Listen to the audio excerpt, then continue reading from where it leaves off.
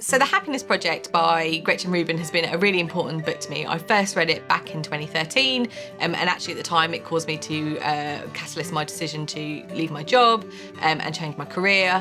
But also what I like about it is each time I read it there's a more subtle change that I bring out, or it's just good to revisit on a regular basis. So in this video I'm going to talk to you about The Happiness Project by Gretchen Rubin and how I changed my life.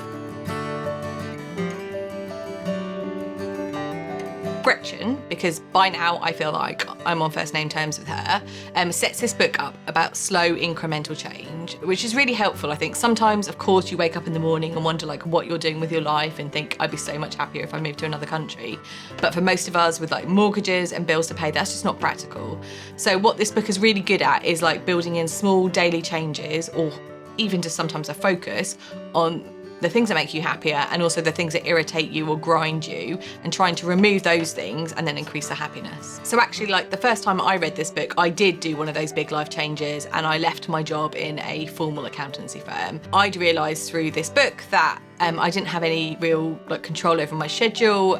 Things weren't very flexible. I was doing long days, often far from home, and it kind of wasn't what I wanted. So I took a job in industry, which gave me much more control over my schedule and allowed me to be much more flexible. That bought me time to pursue other projects, be more creative. I started a blog. I did loads of interesting good things because I had that time freedom. And sometimes that's actually what we're craving, is more control over our time. And what do you do if you're generally happy with the big stuff in your life?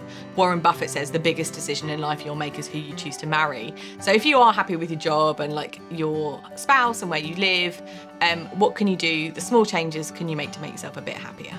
So there are three main elements to creating your own happiness project. The first is identifying. Identifying is when you get down and start really to think about what brings you joy, satisfaction, happiness, but also what the friction points or the irritations or the things that cause you remorse. By identifying the actions that you want to increase to make you happier and then decrease in terms of those kind of irritation factors is quite useful. I'd never really thought about it in an abstract way. When I was a kid, I felt like being a grown-up would be amazing because you'd never have to do something you didn't want to do anymore. And then when you become an adult and you realise all you're doing is stuff you don't want to do, like pay the mortgage and go to work and pay bills, but actually reclaiming some of that as part of identifying what the actions are was really helpful for me.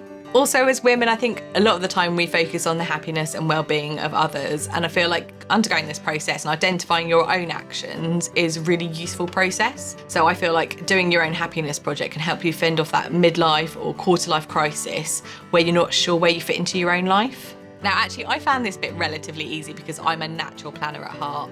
I suffer from something called the rosy perspective, which is if you've ever really looked forward to a holiday more than you actually enjoy the holiday, that's a rosy perspective. And I'm definitely that kind of person. If I'm going to plan a party, I get really excited about the food, the decor, the invitations. However, because I'm a bit of an introvert, actually I don't really enjoy the actual party, whereas I'm the opposite to my husband, who absolutely loathes planning but loves the social situation.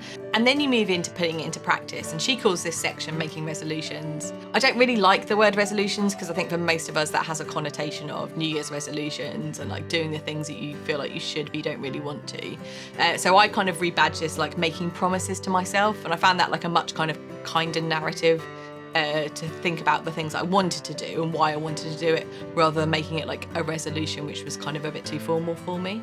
Gretchen undertook her project over the course of a year, and she logically started in January, but I feel like you don't necessarily need to have such a formal approach to it. I think a structure's good, and she used a different focus for every month, which I think allowed her to kind of work her way through the happiness project and also keep it fresh every month, which I think is really important. What I did like, and you will totally tell that I'm an auditor from that, is the systematic approach that she did to it. I think quite often without that focus, you can let the whims of other people creep in, priorities from your boss, your family, your kids. So having kind of a routine structure that you kind of have a plan of how you're going to roll these things out just helps keep yourself accountable and also make sure that it actually gets done. I mean, all of that sounds quite serious, and it's not supposed to be. It is a happiness project after all, but it's about creating the space and the time for you to focus on that.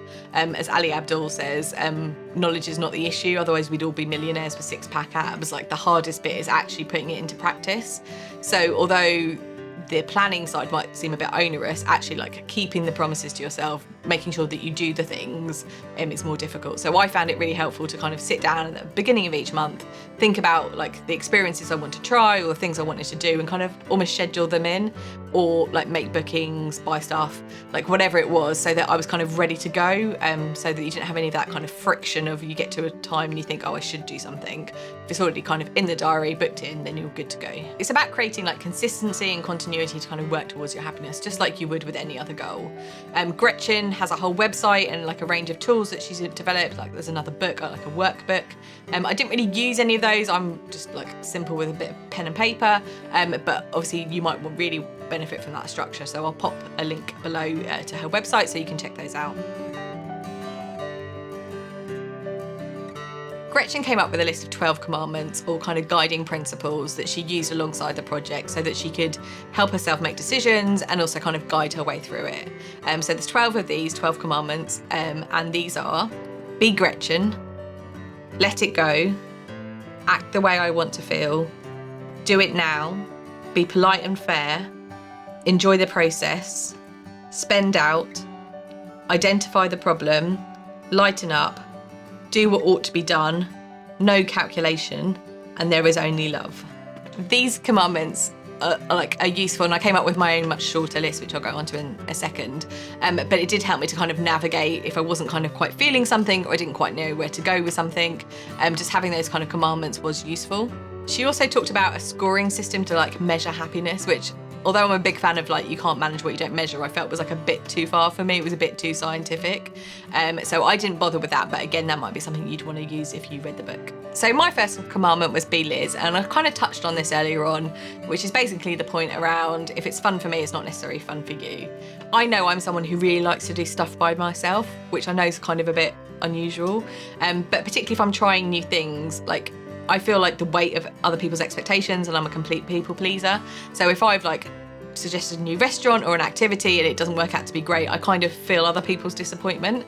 So actually when I'm trying new things and doing things, I really like to do them by myself so that I can kind of experience it, and then I can always like refer it on if I want to. The second principle is let it go, and in the book she uses this more to be about you could snap or bicker at your partner, but I'm not someone who kind of really does that. But what I kind of repurposed it to look at was all those kind of times when I am annoyed at myself about my own behaviour. So I don't know if you've ever relived an awkward conversation you've had at a party or at work, or like you wish you'd handled the situation a bit differently.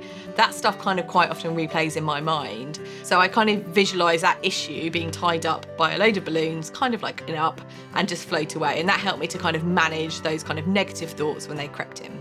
The third commandment was do it now, and I use this both at work and at home, and I found it really useful. If something's going to take less than 5 minutes, I just do it. So I just do it then and there when it kind of pops into my head, which means you haven't got it kind of hanging around in the back of your head and kind of irritating you every time you walk past that pile of mess or that unanswered email. If it's something that's going to take longer than 5 minutes, or needs me to kind of contact like a tradesman to come and fix something, or it kind of needs another action, so what I do is I schedule all these things into what I call a power hour. And what I do is I set a timer on my phone and I just work through all those tasks until they're finished. I don't check social media, I don't faff about doing anything else. I just dedicate myself to 1 hour to knocking all of those nagging jobs off. And it's surprising how big they are in your head, but actually how quick they are to do most of the time. Spending out has kind of removed those irritations of buying something that's not quite right, or I regret later on because it breaks, or it kind of just doesn't fit in with what I wanted to. I also know about myself that I would rather have one amazing meal at a restaurant once a month than have like 4 average meals every week. And remember, just because it's fun for me doesn't mean it's fun for you, and vice versa. I've got a couple of friends who aren't really fussed about food and would be absolutely mortified at the thought of spending like a couple of £100 on a Michelin-starred meal. But I know that it makes me happy, and so I prioritise that spending. 5 was identifying the problem, and for me I realised that much of making myself happier was removing the minor irritations. I don't know if you remember traffic jams, they used to like happen, but I used to hate being stuck in traffic. But then I worked out it's not because I hate being stuck in traffic, I actually don't mind that. I've got the radio, I've got podcasts, I can entertain myself, but I hate being late for things. So that now I understand that if, like, to avoid that irritation, what I need to do is like check the traffic before I leave, make sure I've got enough time. So even if there is a traffic jam, I've built in contingency. So identifying what the real issue has been really important to kind of remove irritations and generally make me less stressed and happier. This is the subtler side of the happiness project, because of course, like, amazing experiences and meals out make you happy, but it's also about the daily things that you can do to make happiness a cornerstone of your life, and not just let life happen around you. So what did I like about the book? I like the fact that it kind of created a systematic approach and made you more conscious of the things that made you happy and unhappy. I think often we sleepwalk our way through our daily lives. You don't really give much thought to it. So I think giving it that kind of systematic approach was really helpful. And also defining it as like a happiness habit was really interesting. I think most of us just think happiness kind of just occurs like sunshine. It was really good to show you like you have control over the happiness and how much happiness you have in your life and what actions you can do to increase that happiness and like turn up that dial.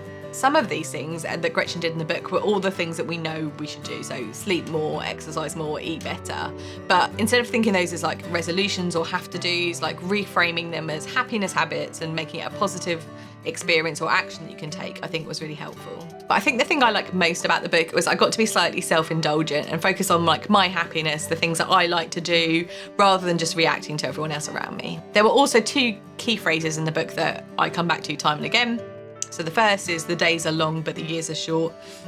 And I feel like 2020 is ultimately the one that. So it just means that sometimes each day can feel quite long and quite arduous, but when you look back, a whole year has gone really quickly, and you haven't kind of achieved some of the stuff you wanted to or haven't moved your happiness on. So thinking about, although like the days are long, but the years are short and time does pass, and like just making sure that you're getting the most out of your life. And the second phrase, which really has resonated with me, is when the student is ready, the teacher appears.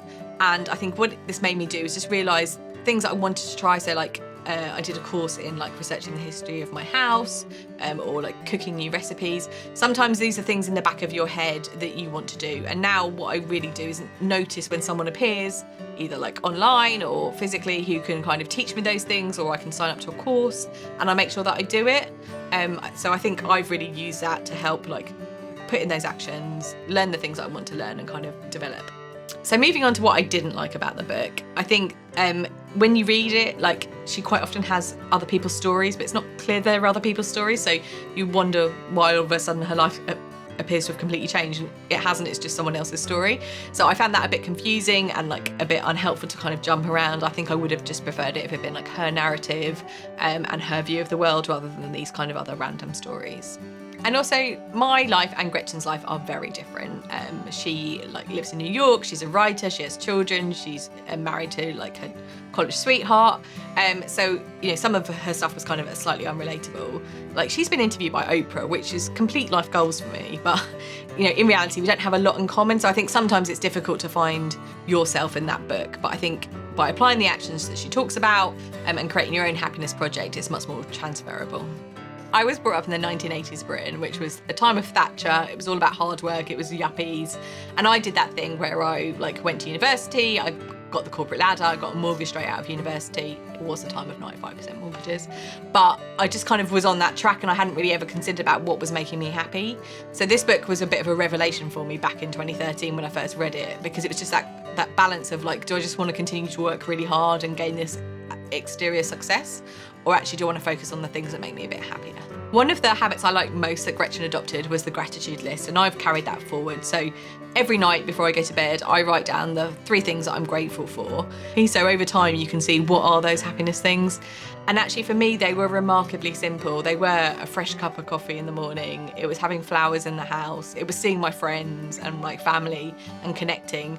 And none of that was actually what the priorities of your work life were. So I'd really recommend this book, The Happiness Project by Gretchen Rubin. As I say, sometimes it's great for the big changes, the revelations, or more importantly, it's about those small daily incremental changes that you can make to make yourself just more happier on a daily basis.